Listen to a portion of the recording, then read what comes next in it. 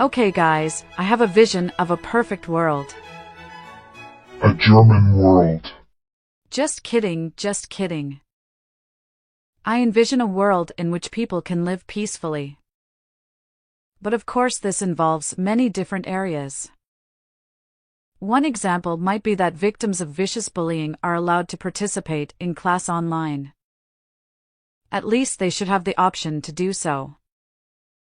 Or maybe the bully has to be the one that is learning remotely. Everything would be better than today's situation. Those might be some potential ideas to start eliminating bullying and violence in school. I think violence and aggression is generally bad. If I was able to genetically modify humans, I would go for golden retriever instead of pit bull configuration, if you can follow this analogy. However, there are of course good evolutionary reasons why we are capable of anger, aggression, and violence. For example, imagine some scumbag committing a horrible crime against a child. This triggers a wild range of responses. The first group are raging guys that suggest to torture the criminal and kill him. Therefore, they become killers themselves.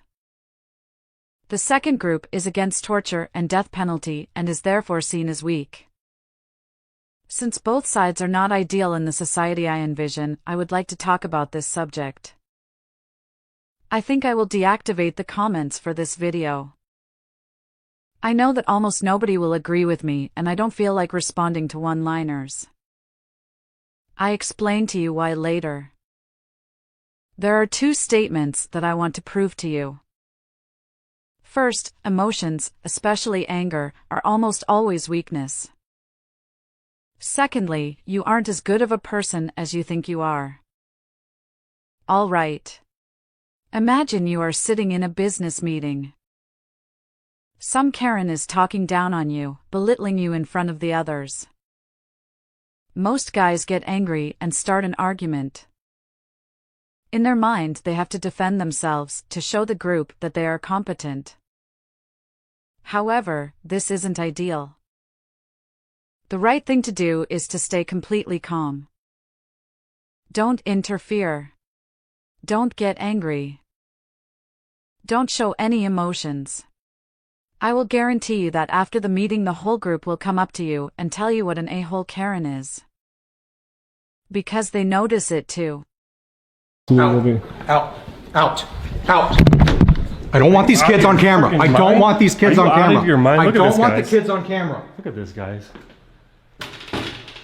Can you believe that? This man just put his hands on me. I want your supervisor. I didn't put my hands on you. You didn't put your hands on me? I didn't put hands on you. I need your supervisor.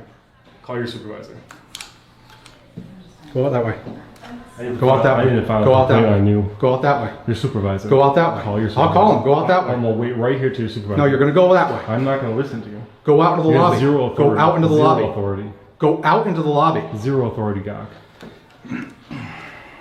Making a mock of the law. Devin, he's got to go. He's got to go. I need this guy's supervisor. A Karen doesn't know that she is in the wrong, but the average person does. We can see this every day on TikTok. Karen's confidence has no limit, but don't get fooled by it. If you get angry, Karen suddenly has a point. Now you are on her level. Now you lose sympathy. Of course, there are limits to this. It won't end mobbing, of course. It's really just for normies encountering a wild Karen. Now, let's move on to today's topic. You are reading an article online. Some guy has abused a child. What an awesome opportunity for you to show how good of a person you are. You instantly go into the comments section and write a comment like we should torture this guy to death. Everyone applauds you. You such a righteous man. You really care about children. That's the reality on TikTok and most other social media platforms. But in my opinion, it's a low IQ solution. Imagine there are two types of societies. The first cuts of the hands of a thief.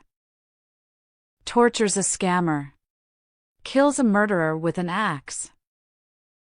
The second says to a criminal, look, you are not able to live with other people. You have to live in a cage for the rest of your life. The first society is just low IQ animal behavior caused by rage. The second is emotionless, systematic, and just superior in my opinion. If your daughter ever asks you what a prison is, you can just tell her that that's a building where bad people have to go.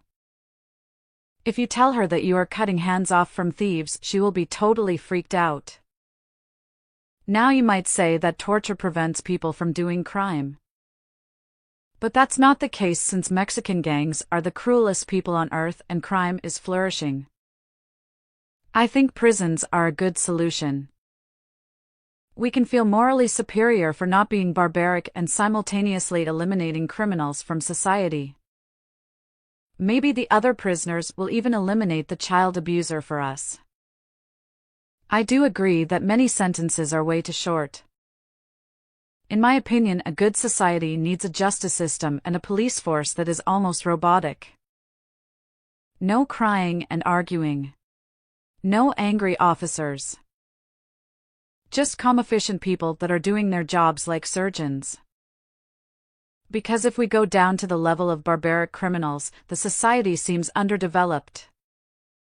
And also, it's not like barbaric societies get respected more.